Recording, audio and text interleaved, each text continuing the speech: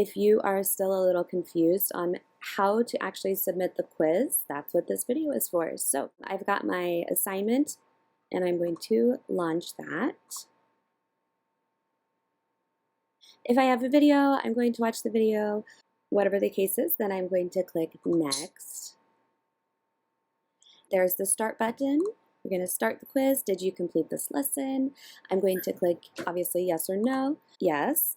Then I'm going to hit the little yellow arrow to go to the next question, which is actually the end of my quiz. Then there's the orange submit button. I'm going to click that. I get a success, quiz successfully submitted pop-up, so I'm going to click OK.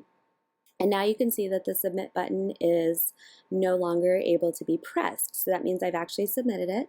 Then I can go next, but actually that's back to my first slide. So if you click on the words, you can see there's actually only 2 slides on this lesson. And oops. So I can actually just exit the lesson, and now if we look, my test assignment 1 has turned green. So that's how you submit the quiz, and you're good to go.